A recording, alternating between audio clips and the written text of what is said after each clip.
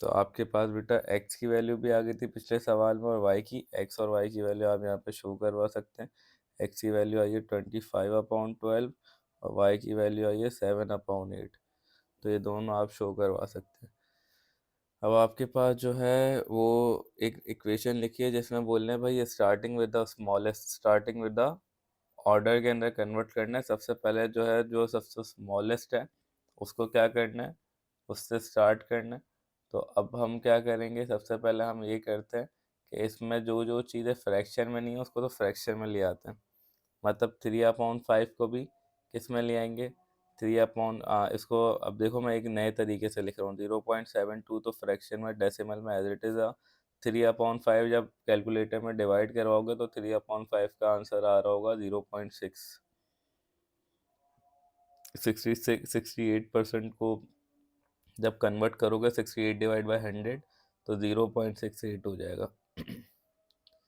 और 13/20 आपके पास होता है 0.65 और 0.625 आपके पास पहले से यहाँ पे मौजूद है। सर ये आपने क्या किया, 0.625 एज इट इज़ 13/20 करोगे कैलकुलेटर में ये आएगा।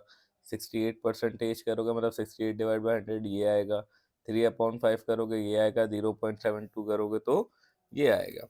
अब मैंने ये करने की वजह ताकि अब मेरे लिए जो है स्मॉल से लेके हाईएस्ट वैल्यू निकालना आसान हो गई। इसमें कंफ्यूजिंग होती, इसमें जो है मुझे नहीं पता चलता कौन सा बड़ा है और कौन सा क्या है छोटा है।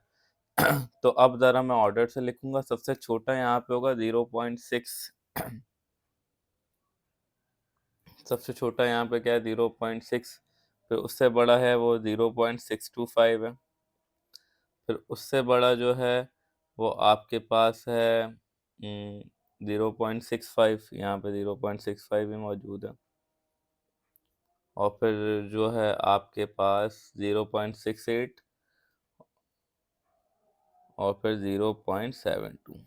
सर क्या हमने जो ये डिविजिबल वैल्यू लिखी है वो लिखें या तो इसी फॉर्म में लिखें जिस फॉर्म में सवाल में दी हुई थी। अब जिस फॉर्म में सवाल में दी हुई थी कोशिश करें कि आप किस फॉर्म में लिखें, उसी फॉर्म में।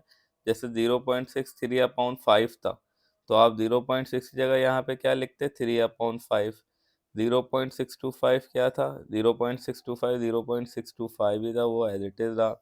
सर 0.65 क्या था आपके पास, 0.65 था आपके पास 13/20। और आपके पास जो है आगे इसके बाद 0.68, 0.68 कहाँ आ रहा है, यहाँ आ रहा है 68% पे, तो ये 68%। फिर कॉमा आखिर में क्या है 0.72, तो 0.72 तो एज इट इज़ ही लिखा हुआ था सवाल में, तो हमने सवाल के मुताबिक उसका जवाब लिख दिया। हम ऐसे भी लिख सकते हैं लेकिन कोशिश करें जिस तरह से सवाल में पैटर्न दिया है वैसे लिखें। अच्छा इसके बाद वाले सही है, जैसे कि एवल्यूट वाले अभी पिछले क्वेश्चन नंबर 1 में करके दिखाया था, ये आपने खुद घर से होमवर्क करना है, इसके सिमिलर सवाल करने हैं। अच्छा ये arrange the value with the smallest अभी करके दिखाइए, ये वैल्यूज अरेंज जो स्मॉलेस्ट से शुरू करना है, तो ये भी आपने क्या करना है घर से होमवर्क करना है। सही है। Fraction in the lowest term ये वाला मैं चलो दिखा देता हूँ, वैसे ये भी बहुत आसान है लेकिन एक नज़र देख लो।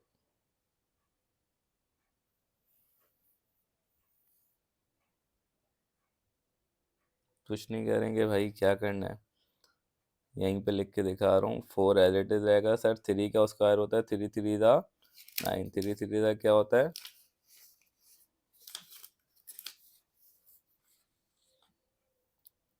3×3 = 9 होता है। 8 एज इट इज 7 भी एज इट इज रहा, तो 4×9 क्या होता है, ज़रा कैलकुलेट करो। 4×9 होता है 36। और 8×7 क्या होता है, 8×5 48, 6×48, 8×7 56। इन दोनों को कैंसिल करो अगर कैंसिल हो रहा है, और कैंसिल करने के बाद देखो क्या आंसर आ रहा है। 2 के टेबल से भी हो सकते हैं और 3 के टेबल से भी हो सकते हैं। 3×1 = 3, 3×2 = 6, 3×1 = 3, 2 आगे चले गया 26 आता है, नहीं आता 3 के टेबल में।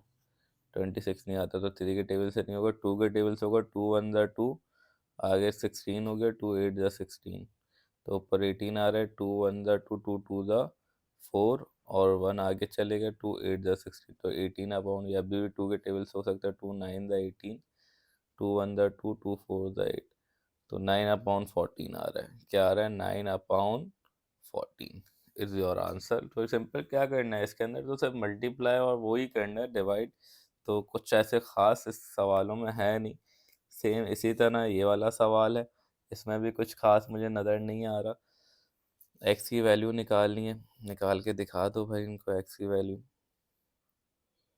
एक्स x-1, बेटा -2 x-2 = 1। सर अब ये सवाल कैसे करें? जो चीज़ चाहिए उसको क्या कर दो, अलग कर दो। लेकिन सर यहाँ पे भी एक्स है, यहाँ पे भी एक्स है, तो अलग तो तीनों चीज़ें करनी पड़ेंगी। पहले इसको फिलहाल सेपरेट करते हैं। x-1 एज इट इज़ रहेगा, माइनस का वहाँ पे जाके क्या हो जाएगा, प्लस का हो जाएगा, 2x-2। वहाँ पे जाके ये क्या हो गया, प्लस का हो गया। अच्छा, इसको कोई शॉर्ट ट्रिक से भी हम मे बी अगर कर दें तो ये बड़ा आसान हो जाएगा हमारे लिए। अगर नहीं भी करें तो कोई ऐसा ख़ास मसला नहीं है मेरे ख्याल से।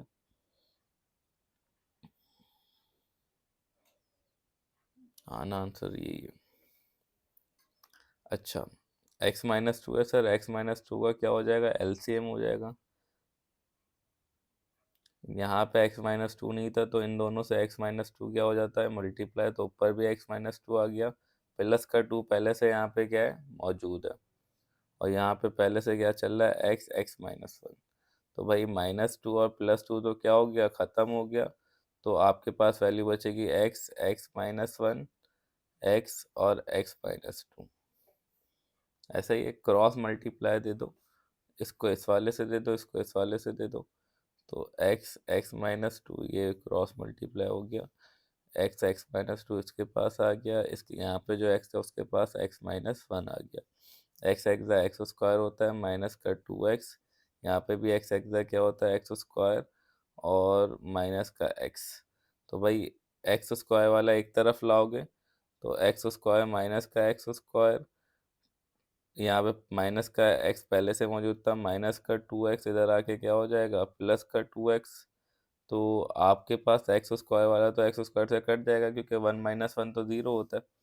और ये माइनस प्लस क्या होता है, माइनस, दो में से एक गया तो सर क्या बचा, एक ही बचा। और यहाँ पे तो 0 चल रहा है, तो मतलब क्या हुआ, एक्स की वैल्यू क्या आ रही है, 0। एक्स की वैल्यू क्या आ रही है, यहाँ पे आप आंसर क्या लिखोगे बेटा, अपने दिमागों की तरह, 0। ये आपका क्वेश्चन नंबर 3 हो गया। देन क्वेश्चन नंबर 4 पे आ जाते हैं।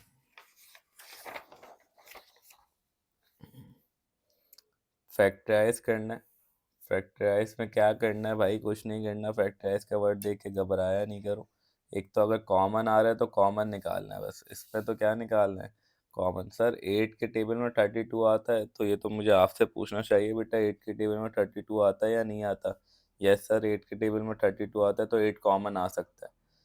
ए दोनों के अंदर मौजूद है, एक ये रहा, एक ये ये रहा, तो ए भी आ सकता है कॉमन।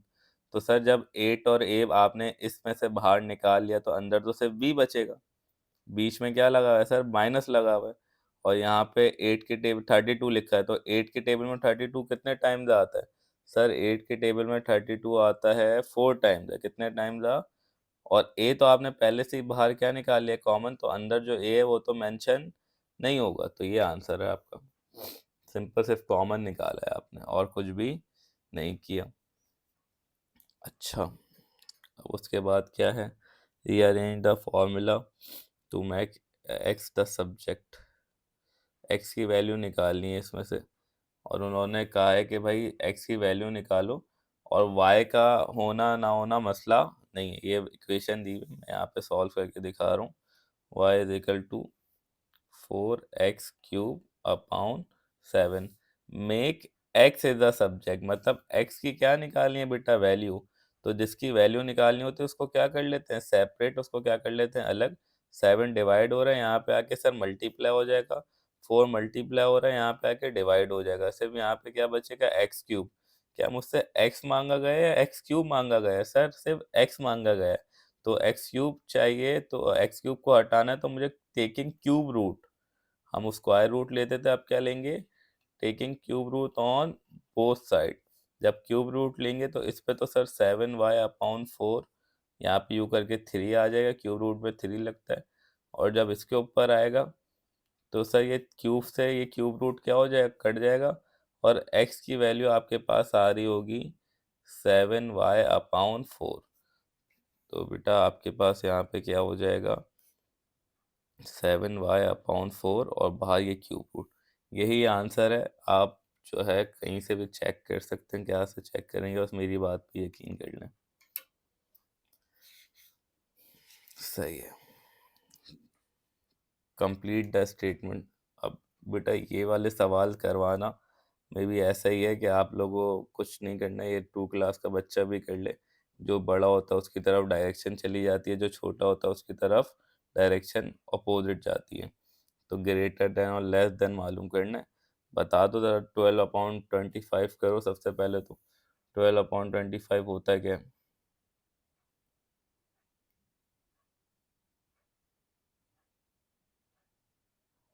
अगर आप 12 मैं कैलकुलेटर, तो एक मिनट मुझे फिर कैलकुलेटर खोलने दो, कैलकुलेटर यूँ नहीं चल रहा। बेटा जब आप 12 डिवाइडेड बाय क्या लिखा हुआ है 25, लो भाई 0.48 ही आ रहा है, क्या आ रहा है सर, 0.48 डैश लगा हुआ है, और 12/25 था तो वो भी 0.48 आ रहा है। तो क्या इसमें ग्रेटर देन लेस देन कौन सा है, हो ही नहीं सकता, क्योंकि ये दोनों बेटा क्या है, इज इक्वल टू। क्लियर हो गई बात, दोनों की सेम वैल्यूज आ रही है तो इज इक्वल टू आएगा। इसको डेसिमल में लेके चले जाओ, डेसिमल में लेके जाने के लिए क्या करते हैं, परसेंटेज हटाते हैं, परसेंटेज हटाते हैं तो अपाउंड में क्या लगाते हैं, 100, और इसको 9/100 करोगे तो 0.09 आ रहा होगा। यही आंसर है आपका। तो ये बड़े बच्चों वाले सवाल हैं, और बड़े आसान आसान से सवाल हैं। जैसा आपने ये सवाल कर लिया और ये एग्जैक्ट किए, तो बहुत ध्यान से पहले तो अकल को अपने हाजिर और नाजिर रख के बेटा इन सवालों को करना, क्योंकि ये ऐसे नंबर वाले सवाल हैं कि आप पूरे के पूरे मार्क जो हैं इसमें से ऑब्टेन कर सकते हैं। देन आपके पास क्या है, add bracket to the statement. Bracket लगाना है स्टेटमेंट के अंदर, सही है।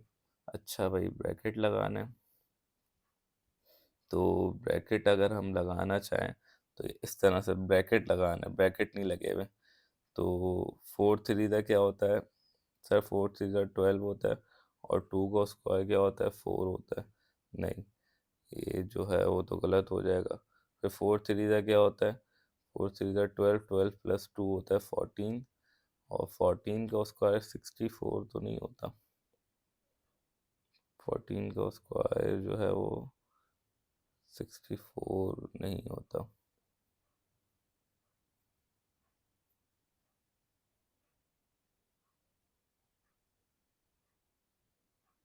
196 होता है।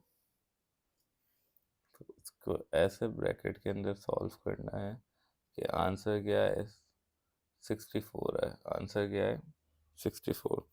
तो भाई अब आपने अपना दिमाग थोड़ा सा यहाँ पे चलाना है, सही है। 3 + 2 का स्क्वायर, 2 का स्क्वायर होता है 4, 3 + 4 कितना होता है 7, और 7 4 क्या होता है, नहीं 7 4 भी 64 नहीं होता।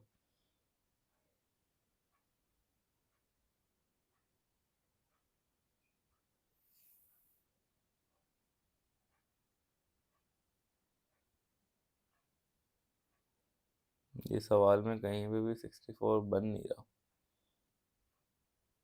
मतलब ये सवाल गलत है, मीन्स ये सवाल जो है वो गलत है। ब्रैकेट्स में ये जो है वो बन नहीं रहा, तो कोई मसला नहीं है। हम क्या करेंगे, इसको जो है just bracket, add bracket to the student to make it correct. भाई ये ब्रैकेट इस तरह से लगाने थे कि 64 बने, नहीं बन रहा, ये सवाल जो है आपको गलत दिया हुआ है। इसकी जगह एग्जाम्पल के तौर पे ये वाला सवाल लिख लो, जैसे कि यही लिखो, 4 × 3 + आपके पास क्या था 2 का स्क्वायर ये बराबर ले लो किसके, 28 के बराबर ले लो। तो अब क्या होगा, सर अब जो है हम ब्रैकेट मेंशन कर सकते हैं। सही है, तो ब्रैकेट मेंशन कैसे करेंगे, इसके ऊपर ब्रैकेट मेंशन कर दिया।